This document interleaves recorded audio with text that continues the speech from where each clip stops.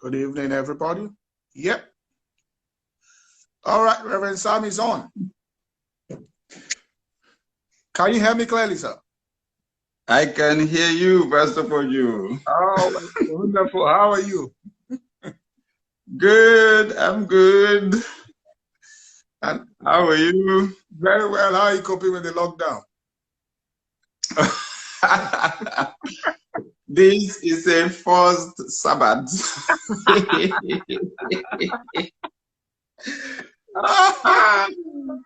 Oh, yeah. Unprecedented. We're enjoying it. Pastor Nika was saying to me, some days ago, she said, well, it's looked like this is going to work well for introverts, but for extroverts, this is not going to look good. You guys need to have mercy on us.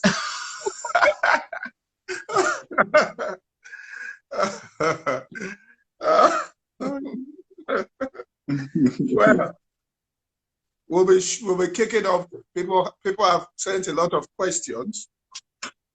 All right. So I once we get to 1,000, all right, we're 1,000 people, so I think we can start with 1,000 now. Wow. All right. We're good. We can shoot. Good. I'm ready.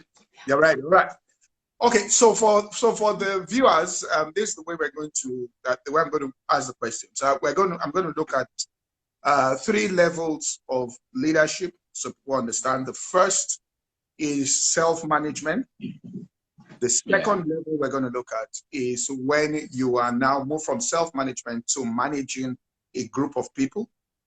Then the third level we're going to look at is when you now manage the people who are managing the group of people. So you are now managing the manager. So we'll stop at that particular level. So I'm going to start out from the first level, and that's where the first question is going to come. And I will call it the individual contributor level, which means as an individual, what you are contributing. Yeah. So, Reverend Sam, I'm going to ask you this question first. Okay.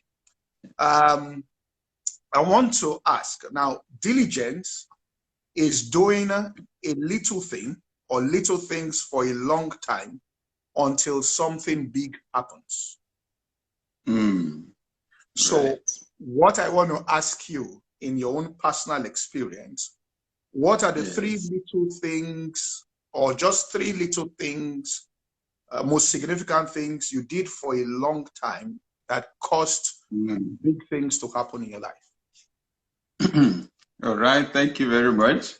Yeah. The first one would be reading the Bible.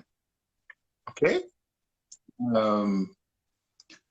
I realize the Bible, serves as my tuning fork. When you tune a guitar, you have a standard with which you tune. These days, they use an app to tune. And when the human system is tuned to God's frequency, then downloading comes easy. So the first thing I do when I wake up in the morning is to read the Bible. Job 32 verse 8, Elihu said, there's a spirit in man. The inspiration of the Almighty gives him understanding. So the reason why people find music very powerful, even drugs, the reason why they find them powerful is because they take the human system up to that level where there's inspiration. And when there's inspiration, you catch things. Your intuition is tuned to a high level. So I find when I read the Bible like that in the morning, it puts my system there. By the time I'm having a shower, I'm usually I'm downloading things. So it's worked so well for me that I'm going to be doing it's a habit I'm not going to stop. It's worked too much. The ideas literally create my world and create the future. One second thing that I have done over a long period of time is planning, goal setting. Again, I tell people, simple illustration. Most of us in Nigeria love football or soccer. Yeah. So I tell people, if you have a football field, you have two of the best teams in the world, and you have no goalposts. Nobody is going to win. There will be no joy, no celebration. You just have to define that small space with that goalpost through which, if the ball goes, then you say it's a goal. So people kick their balls in different directions in life. But without a target goal defining that small space, you have no fulfillment. There's no joy. Yeah, there's a lot of activity. So for me, the goal setting, I do the yearly one, I do the weekly one, and then in the morning, I check, decide on the things I'm going to do for the day. I found it so powerful, actually, that in 1997, January, I did a long-range one for 60 years.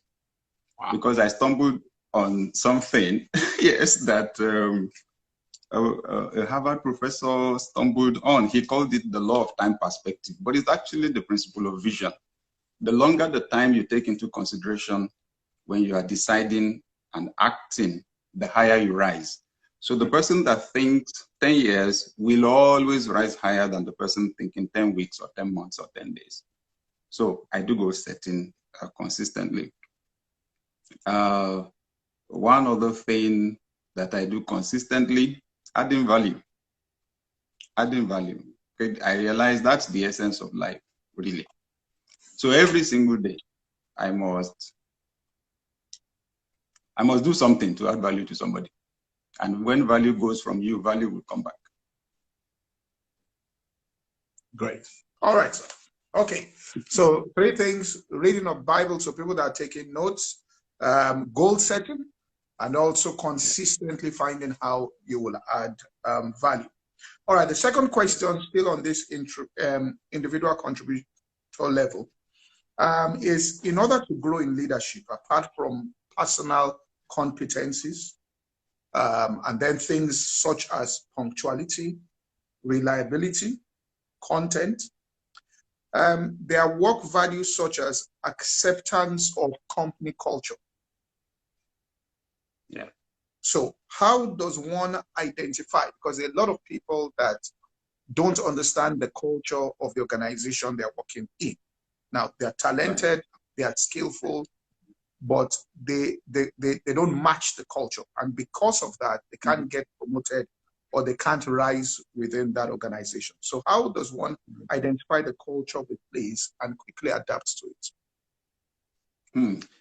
That's a very, very good question.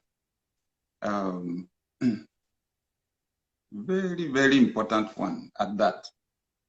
The major factors, the basic factors that create the value or the culture of an organization, first, is the vision. The overall vision, the long-term goal of the organization. That is what shapes the decisions of the executives. You know, that is what shapes the operations, shapes the systems, shapes the budgeting and everything. So you have to first of all ask yourself, so where is this organization going? Where is this organization going? So that you can align everything you do every day with that. Some people, especially professionals, skilled people with expertise, they go into an organization, of course, usually, if it's an organization with systems, you will belong to a department. Some people are so consumed with their own role or with the function of their department, they don't think about the overall, objective of the organization. So they pull the department in a direction that is different from that of the overall organization. With that, you create a subculture. So you've got to be mindful of the vision, mindful of the mission, and then very importantly, the core values of the organization. What are the things that are very important, that they rate very highly? What are the priorities for the organization? You will always have competing priorities. People don't know that if they join an organization, they've imbibed at a subconscious level the vision and the values of the organization they worked for previously, maybe let's say for 10 years or 15 years. So if you're not conscious of it, you just find yourself saying, you see, where I was before, that's not how we used to do it. This is not where you were before. This is not where you were working before. So you have to, when you understand the vision of where you are now, you will understand how it is different from where you were coming before. If your idea is going to add value to this one and still help it to go where it's going, fine. So you've got to understand the values. If integrity is very important to them, it has to become important to you. If excellence is very important to this organization, it has to become important to you. If punctuality is very important to the organization, it has to become important to you. One of the challenges with organizations too is that when we measure performance, we don't measure alignment with the values of the organization. So people run into problems and they don't understand what the problem is. They believe they're working hard, that they're trying. You don't even know. And then they think personalities are their problem. They think it's the supervisor. They think it's the manager. So I would say to the average person, calm down. Ask yourself, what's the vision? Where are they going? Where do they want to go? And help them to move in that direction, the mission. But then especially the core values. Now, there are stated core values. There are also values that are not stated in an organization. And you need to pay attention to check those unstated values that are important to them and also align with those ones. It's not being stupid or being mumu like people think. I have a mind of my own. Sorry, you should have built a company of your own and then express your mind there. But since you've come to another organization, align your mind to the mind of the organization. All right then. Okay then. All right, the third question, we're getting into management now. So one of the major failures in leadership by experience, all right, in terms of, because what a leader does, he selects talent and delegates it. But one of the major areas where people experience a shortcoming, particularly in this part of the world, is leaving the wrong person in a job for too long. That is, the person was right at a time. Now, that person might have been personally loyal, maybe to the owner of the organization or whatever, but they no longer fit. Now, how do I make the changes without destroying the entire morale of the workforce, because people know this person has been here for a long period of time and the person has been loyal, you know, so people might weigh that more than the competencies that you're asking for. Well, I think a lot of leaders have to deal with this, a lot of, especially startup entrepreneurs. Yeah. It's usually a tough decision to make. When you start an organization, you are at the entrepreneurial phase. At that phase, there's a lot of flexibility. You are taking big risks. You don't have many people working with you. So you really value the people that join you at the beginning. They play multiple roles the way you play multiple roles. You are the CEO, you are the accountant, you are the HR manager, you know, you are the IT manager. You play multiple roles. As growth comes, then you bring in professionals. And they take some of those functions. Because if you go too long playing those roles, you will become the problem of the organization. Because you're doing things that are not your specialization. When the professionals come in, they will begin to pull you towards professional management. They are the experts in their own area. They have standards in their own area of skill. So they'll begin to ask you to align with those standards. It's like the accountant, for example, will tell you, you have to follow this ratio, the balance sheet has to look this way, and so on. Or the cash flow is going down, and so on. If you are smart as a leader, you had better listen to them, you know. But that's where you will have to manage your emotions, manage your ego, and you will have to make tough decisions. So the entrepreneur, you'll find out many entrepreneurs do what they do out of passion. It's like those of us that are in church ministry, for example. We did not start churches to make money. We started churches out of passion to see God touch people's lives and so on. Same thing with many people in business. You just want to change something. But now these professionals come in and the accountant is looking at it and telling you, Oga, we have to shift. We have to do this. If we don't, you won't have any company in another 2 years or, you know, that kind of a thing. And that's where the HR person, for example, begins to tell you, this person is not performing. This person needs to move. How do you balance ensuring somebody is doing the right job, somebody's in the right place, somebody's competent for the role they're playing, with rewarding loyalty? Because the question is usually, this person has been there. I spoke to someone with a very large organization some years ago, and it was obvious that some of the people at the top, at the highest level, had lost their drive. They had lost their passion. So, and he said to me, you know, many of them have achieved their own dreams. They own houses, they have money, they've seen their kids through university and so on. I said, then why don't you let them go? He said, the narrative that we go around now is that I destroyed their lives, that I used them for 25 years and then threw them away and destroyed their lives. I admit it's not always an easy decision, but I challenge leaders to do principle-centered leadership. Principle-centered leadership. And the thing with principles is that they have no respect for persons. No respect for status. So you make a principle or you make a policy, for example, in the organization. You have to be able to make decisions based on the policy. It doesn't matter whether it's your brother or your sister or anything. And unfortunately, that's what we lack in Africa, because the whole culture itself is not principle-centered. Somebody got the job in the first place because they are somebody's brother or somebody's sister. So to take them out becomes a problem. They're going to call the whole village to beg you, to plead with you.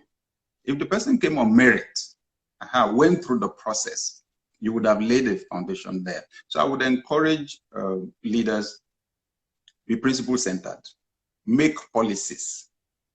Don't show favoritism. You will need to move people. You will need to. What did Jesus say in John 15? The branch that bears fruit, he says the branch that does not bear fruit, he cuts it. So I tell our staff that I like that passage in King James Version. He cutted it. So I tell them, when I need to, I will use knife. If knife won't work, we will use cutlass. I said, emotional blood will flow sometimes. But he said, the one that beareth fruit, he pruned it. I tell them that pruned is just a fine word, that pruned. It is still cutting. In other words, even what is productive has dead wood. And you need to cut it away so the resources can go to the productive part. That's where leadership comes in. A leader must be able to make tough decisions and to communicate them. If your motive is always love, you will find out you'll be able to make those tough decisions. You'll be able to hurt people without them hating you. Because I've had to make a lot of tough decisions like that. All right. Now, a pastor sent this to me. He wanted you to, and it's like this question. As a young pastor, he says, how do you prepare your team for change, all right, or transition, particularly in positioning the team to absorb new talents without creating tension or bad blood? Good one. First, let people know that change is normal.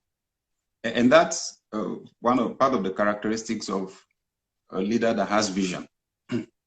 Vision is so critical to a leader. Once you continue to paint picture of that, what we're becoming in the future, where we're going, everybody knows we're not staying here. So status quo is not normal with us. We're going to move ahead. So change is going to be normal here. People want the progress, but they don't like the process. When you are describing the change, sometimes they'll be happy. When you begin to effect the change, they will resist you. Okay? So it is good to be upfront about it. We're going to be changing here. We're going to be changing here. When the early years of Daystar, for example, once I saw that at the beginning, we were at the risk of, keeping things the way they were. I rotated all the leaders on their positions. I just moved everybody. You move from here to here, you move from here to here, you move from there to there. And the main reason was to get the point across. Here have we no continuity. There is no ownership of any position here. Okay? It was shocking at first, but they did it the first time and then did it the second time. So in our system, people know. We have a strong cell group system. We rotate the district pastors, the pastors over the districts. Our satellite churches, we rotate the pastors. So people know. It's just that it's slower now because we're big. Okay? But I just wanted people to know that change was normal. And then in those early years, I bought Who Moved My Cheese. Okay? For our leaders. Then I went through the book with all the staff. It took us a few weeks of staff devotion. I went through it. I like the first principle there. They always move the cheese. Change is constant. And with that, a leader has to be strategic. So I let them know the future is not going to be the same as this. We have to prepare for it. So with that, people know we're going to be adjusting things. So at the point at which I want to bring in new talent, usually I do a rotation like that. And then the new talent is able to come in. You have to be sure there are two dimensions to it. I emphasize too on specialization, on talents, on skills. So I run a test. There is this test, I'm trying to remember the name. Is it the Bellerin test now? That measures the personality, the team personality, they call it, team personality test. Your personality or temperament is one thing on a normal day. When you find yourself in the team, there's a kind of personality that you display. My type is called the plant, where the ideas people. You have the person that is a company worker, their own, you make the decision, they execute, You have the finisher. That's where Pastor Nick falls. When you've done all your discussing, all your plan, everything, and everything looks perfect to you, they're the ones that look and point out what is wrong there. They help you to put the icing on the cake, okay, and so on. With that, I emphasize to our team that each of us has our unique roles. So you don't need to compete with somebody else. Just be the best you that there is.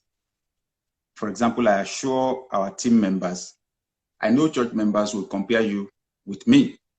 Don't let them put you under pressure. Teaching is my number one gift. Wisdom, teaching. That's where my primary gifts are. So the teaching, even if you wake me up from sleep, I will make sense to people. Don't let them measure you on teaching. Just let's find your own area. So whenever you go up, just move in that direction. They won't say that you did not do well. If each person is comfortable in their role, they won't be too threatened by someone that is coming especially if the person is just coming to add their own flavor and not take their own place. But you also need to coach the person that is coming in. You need to coach the person that is coming in. The person needs to know how to manage the egos of the people that are there already. How to show them respect over time so that the person can be accepted. Sometimes if you bring somebody in, majority of the people are already there do not accept, you may have to take the person out, which is not the best. All right, sir. Okay. Now, somebody asked, he says, how do you switch from transactional type of leader to a transformational type of leader? Running a small, medium business with high volume can put you in a place where you are transactional for a while, which is not sustainable. Now, just for people to understand the terms he's using, transactional leader being a leader, you're interested in driving the bottom line and it works, and the success of the business is hinged on a few. As a matter of fact, it's hinged on you. Transformational is when you realize that's no longer sustainable to be transactional, and you want to institutionalize the business such that it generates revenue with processes that are dynamic and not dependent upon the individual. So he talks about switching. All right. So a few things that you want to know about that. Okay. Well, the basic thing about a transformational leader is the fact that you empower people to be able to do what you do. I would say, well, since this person is asking specifically, I'll tell anybody at any point in time, the transformational leadership style is better. You can start with that and drive success. But if you find out you've been transactional in your leadership, you want to switch to the transformational one, then the important point there is that you prioritize people over money. You prioritize people over tasks. You prioritize people over systems. See, like this person has recognized, the transactional one is not sustainable. They know you are in it for what to get. So they too are in need for what they will get. At the point at which it will not pay them anymore to be there, they will leave you without any emotions. The likelihood is you would have hurt them, deprived them of some things in the bid to make money. So they too don't mind to hurt you before they go. So when you prioritize, so you realize when you build systems, it is people that run the system. The quality of the organization on the long run will not be better than the quality of the people running the organization. Take interest in people, love them genuinely. Take interest in them as persons. Don't treat them as equipment. Don't use them, okay? Take interest in their personal development, their personal empowerment. I'll tell you, when you love people like that, they will love you back. There's a reason why love is the greatest commandment on the planet. When you love people, they love you back. Some people say, oh, well, loving people is a risk. So what if I love them, I empower them, I train them, I spend money on them, and they leave? I tell you, the principles cannot be broken. Somebody will love you back, okay? Somebody will pay you back with loyalty. But maybe the important thing also is that the likelihood that people will hurt you will be grossly reduced. If you love genuinely, the likelihood that they will hurt you will be grossly reduced. Okay, I can give an example, okay, of a switch that I made at the point at which this star was one. And it was an encounter with the Holy Spirit. As we were preparing to celebrate our first anniversary, and the Holy Spirit just said to me, you must deal with your insecurity. You must deal with your insecurity now. If not, you will hurt those people that I've sent to you. I said, oh. And he took me to Hebrews 4 and says, you need to enter your rest. You must not fight anyone, quarrel with anyone for leaving that church, whether pastor or member.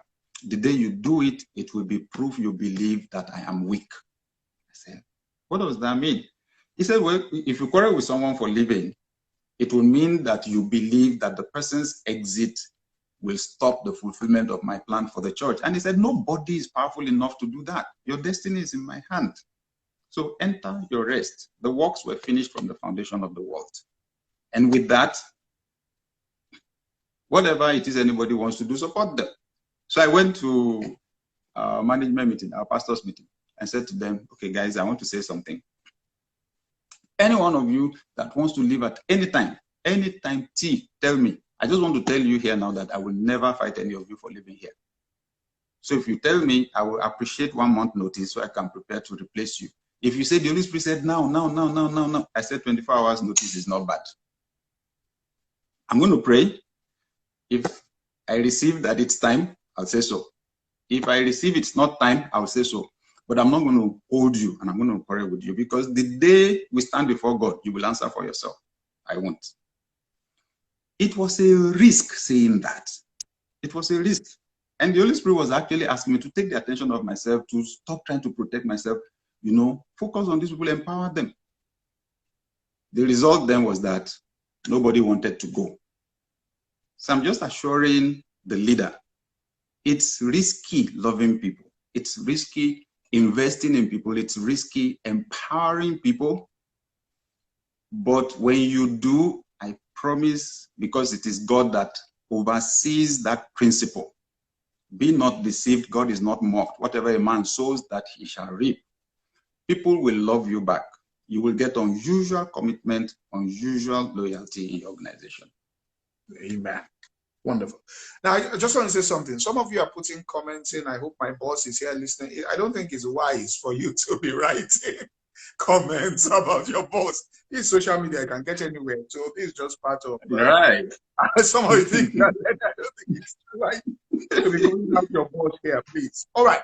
Now this is a question from a CEO, so probably this is a high-level leadership question. He says, we know delegation is important to scale, but also know that people like Steve Jobs, Bezos, that's Amazon, were said to be chronic micromanagers.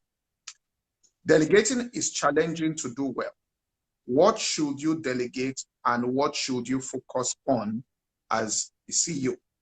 Some say delegate things you already know and are good at so you can supervise properly and not be bamboozled while focusing on new challenges.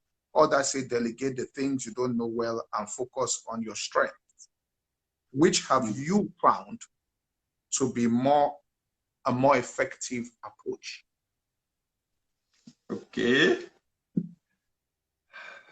I would say I delegate operations and I focus on strategy.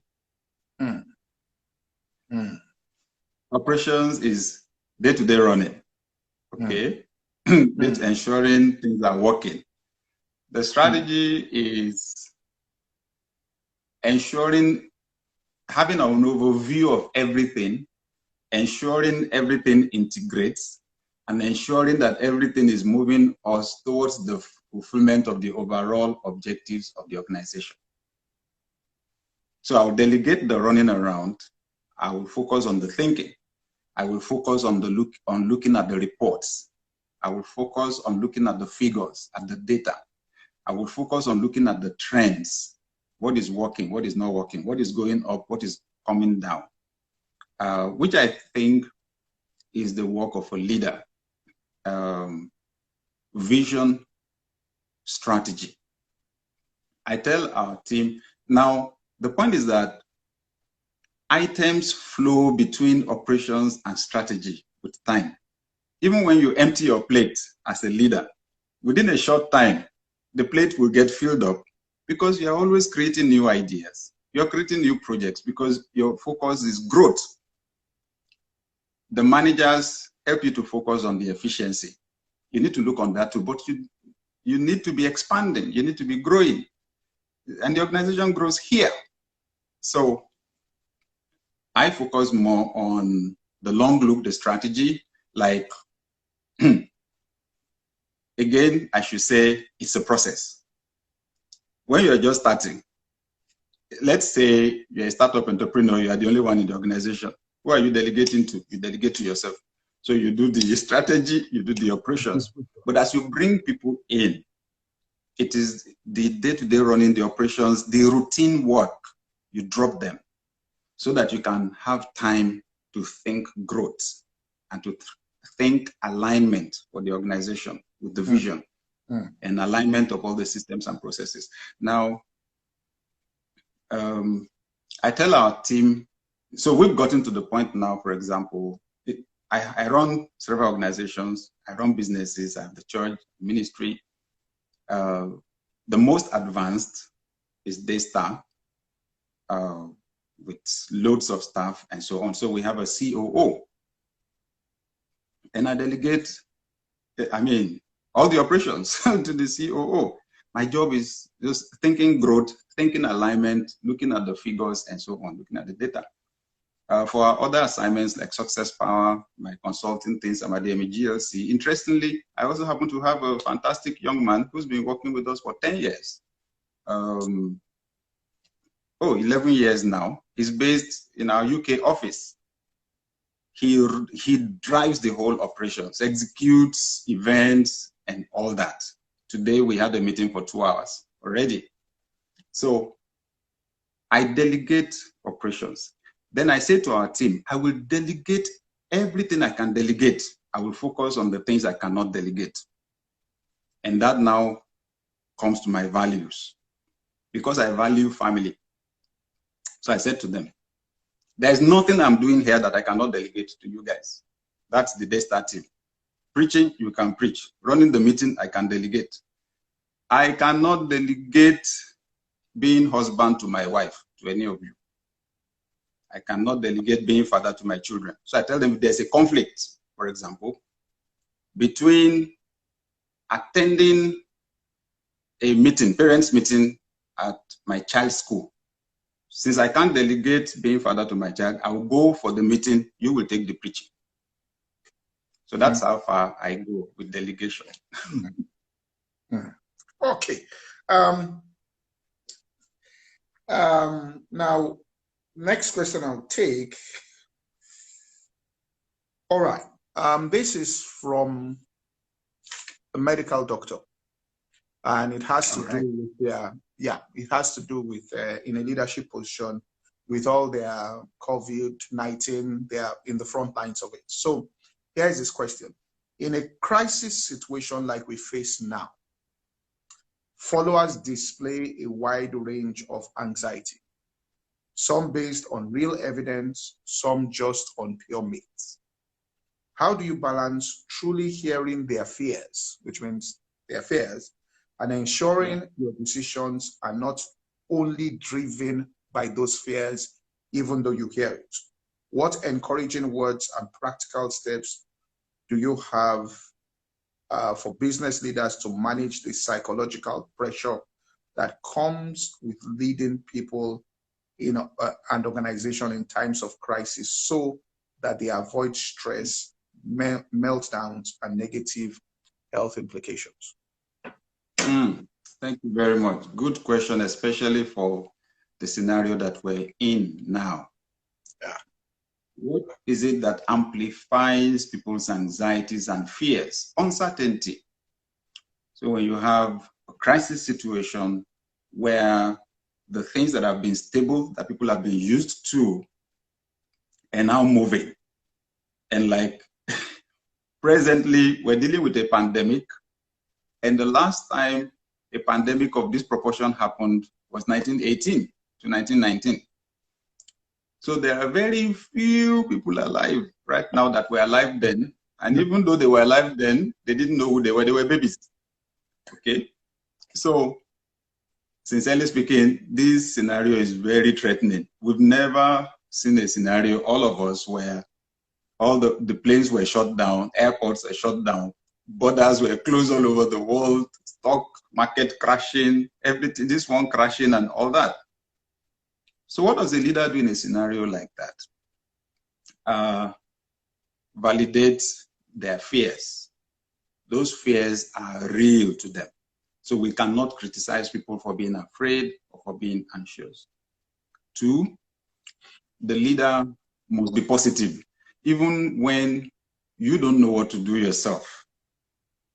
See, as the leader, they are not expecting you to come and project your own fears on them. Why do people follow you? It's because you have a sense of where things are going. So people either react or respond to situations and circumstances. In my encouragement during this season, I have asked people that, are you reacting or are you responding? I tell them, if I slap you, you slap me back. If they ask you why you slapped me, you say it is because I slapped you. And I say to them, it's not true. Between the time I slapped you and the time you slapped me back, there was that fraction of a second that you had the opportunity to decide what to do. Now, when you don't use that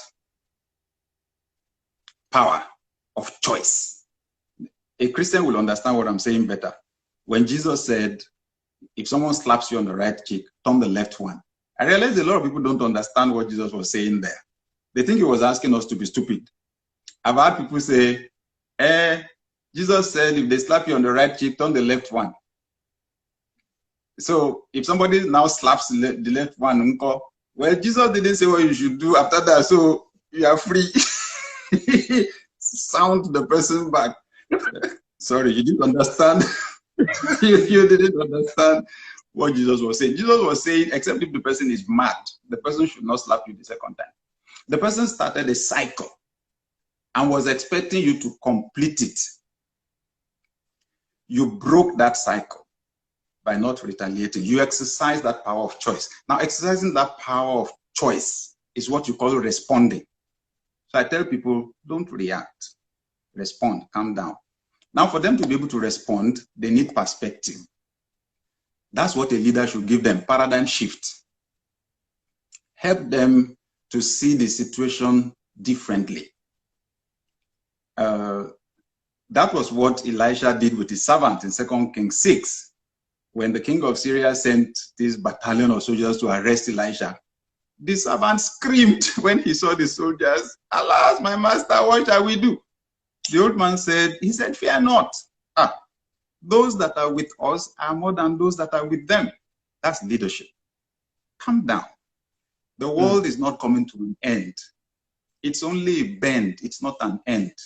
When we negotiate the curve, the road will stretch out in front of you. There is life after COVID-19. There will be new opportunities. See, every crisis that comes, new opportunities come with it. I tell people, for example, when trouble hits anywhere, it is not everybody that prays for the trouble to go away.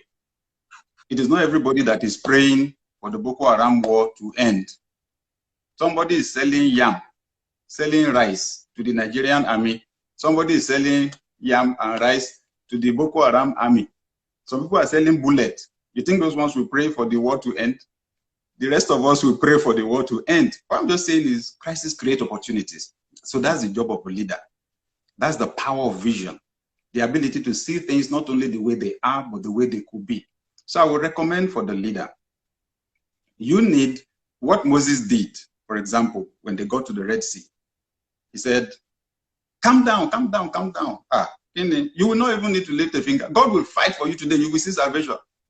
It was after that, he now went to pray. His prayer was very interesting because he was lamenting, crying to God, what am I going to do now? Because they calm down. Go and tell them to march forward and stretch your rod. That's leadership, okay? Control, manage your own attitude, then find perspective. Talking about paradigm shift, Stephen R. Covey said in The 7 Habits of Highly Effective People, while trying to define the difference between a manager and a leader, he said, if you want to cut this plot of the grass, the plot of ground, the manager is the one that measures out each person's portion, ensures the cutlass is very sharp, efficiency, everything accurate. He said the leader is the one that finds the tallest tree, climbs it to the top, looks around to be sure we're even cutting the right bush in the first place. So that power of perspective is what a leader gives. I'll tell you what I did, the tree I climbed. I just went online. Maybe there was a pandemic 100 years ago. Let me go and study it, check it out. Because the interpretation that people are giving to this pandemic, they range from one extreme to the other. Okay, I don't even want to go into the details now, but there's quarreling on social media now from 5G to 10G and other things. So I went online. Then I decided to check how did it affect Nigeria. So I found something, a research article, you know, by a lecturer at, is a history lecturer. He's now at the university at Birnin Kebbi. Beautiful research. I had to buy it, but I was happy buying it because when I read it, it was amazing. He dug into the British archives, all the records that the British colonial officers kept and so on. So I read 1918 September, when the thing hit, the way air travel now is the main thing for global transportation, and it was air travel that moved this thing, the coronavirus, around. It was sea travel that spread the pandemic around then, spread the influenza around. The ships that brought people, sick people into the Lagos ports, I got the names, the dates they arrived, how the thing spread in Nigeria. I'll tell you the one that I saw that I almost screamed. They closed churches, they closed mosques, they shut down schools, they shut down markets. 1918. So some of us now think it is the Antichrist that is at work, does not want us to gather together to fellowship. We should just be thanking God that we have internet now and we can be relating without meeting together. They shut churches in 1918. So when the leader gets perspective like that, then you can calm people down and then tell them there will be life after this thing. We look instead for the opportunities, and I believe that will help. All right. We just have about, I know people have about 10 more minutes, so let me quickly take fast. Now, somebody asked, as a leader, how do you handle a crucial staff member who is fiercely and openly loyal to a former head?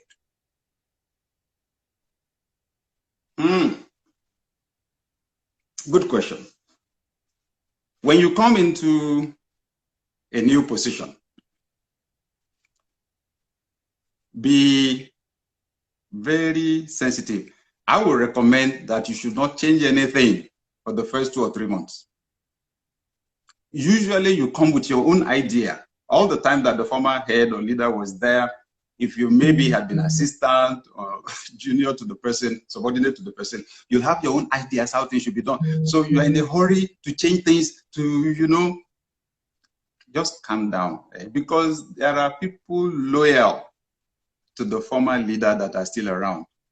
They will make life difficult for you and disable all your plans and visions if you disrespect the former leader. So the first thing you should do is calm down and validate that former leader and take time to read the people that you are dealing with. So if you find someone like that is there, what you want to do is to win the person to your side. Just leave the issues and build a personal rapport. Any leader needs to know the share of power on their team. Sometimes you have strong opinion leaders in a team. Every leader has people like that. While you are discussing something at the meeting, some people at the meeting are looking at somebody else and trying to look at the person's reaction. If the person agrees, they agree. If the person doesn't agree, they don't agree. If I have somebody like that on my team, I will always discuss new ideas with the person before we get to the meeting. So if I get the person on my side, so if the person is nodding at the meeting, then all of the person's disciples will also agree with the decision. So you've got to manage your ego. Don't change things quickly. Validate the former leader.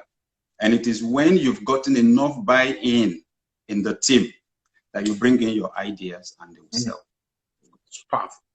All right. A young pastor asked this question. He says, when a leader loses influence, his influence over his followers due to familiarity or due to the followers finding out his weakness, what should the leader do? And how can he avoid people being familiar with him and at the same time carry people along, right? Or without crossing. That's what it was like. That will border on the law of respect. People only follow people that they believe are ahead of them in any field or role. So if people are losing respect for a leader, I would not say that it is so much because they're finding out the leader has a weakness. They know already without finding out. But there's no perfect boss anywhere. Everybody has weaknesses. It would be that they are catching up with the leader. Either that they are catching up with the leader, especially in terms of knowledge, in terms of skill. It may be that the leader is not inspiring to them anymore. That's where the disrespect begins to come in. If you don't stop your growth, both in terms of character and competence, in other words, you're still working, cultivating new habits, improving, you're living a disciplined life. They don't expect you to be perfect. Where, you still have your own struggles. You are open about them. Okay? You don't pretend. You are not hypocritical. People won't lose respect for you. And then if you don't stop reading, stop learning, if you come to the meeting and you have something new to say each time, if when you have decisions to make, your processing is superior to theirs, because that's where they measure the wisdom. You are delegating work to them, they're increasing in competence, fine. But like Jethro said to Moses, let them deal with the small issues, let them bring the big ones to you. So when they hit complex issues, they can still come to you and you will find a way. They won't lose respect. They won't lose respect. It's not because they found out a weakness that they're losing respect, because they're catching up with the leader. The leader needs to go for growth so that the leader can be inspiring to the team. That's very, very, very powerful. Let me see which question. Okay, I'll just take this one. All right, this person says, how do you balance the need of what you share with your team in a corporate environment, of the strategy and goal for the business and the practice of your faith in working towards the goal, especially when the goal may seem unreal or unattainable, given the present circumstances? In other words, Ben says $1 million is a realistic target in revenue for the year. That will make sense given the past track record. But in your heart, you are reaching for a revenue target of $10 million, which if shared with your team will seem unrealistic and make you, the leader, maybe look unserious. How can you carry them along in the belief and working towards the goal and the practice and the exercise of that? Very good question there. Feed people with what they can digest per time. That's what I would say. If you sense the capacity of your team, give them what they can handle. But you see, when you give somebody something that is bigger than the person can handle, rather than inspire, it will overwhelm the person and then paralyze the person. So if you have most of your team paralyzed, you will achieve nothing at the end of the day. So sometimes as a leader, you know some things, especially like you said, if it's from the dimension of your faith. God said it to you. You said Jesus would look at his disciples sometimes and tell them, you know what, I have some things to tell you people, but you can't bear them now. You can't handle them now. So I'll keep them till later. Give them what they can handle per time while you are working on increasing their capacity. I'll tell you something though, that once in a while, you throw those long goals. Okay, they're not for discussion or for just say it. If over time it happens consistently that what you say comes to pass, they develop confidence in you and in your intuition. and your capacity for vision, and then they would have grown to have, to develop the capacity to handle that kind of a thing. Then you can be sharing that kind of a thing. You will notice when Christ communicated, he communicated to people at different levels.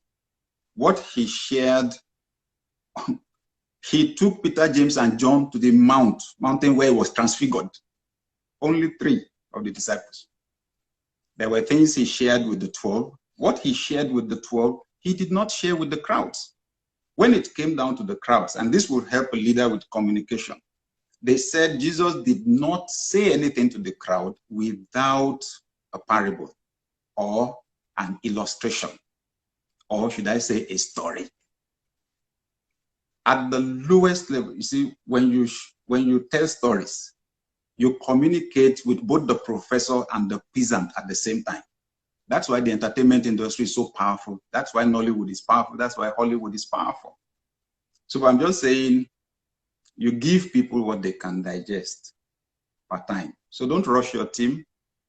With time and with consistency in achieving goals, the capacity to take these your powerful visions and dreams will increase. All right. Reverend Vicar, just one more, because this is an executive director of a bank. He sent this in. If you can answer this in 2 minutes. He says, now what's the question now?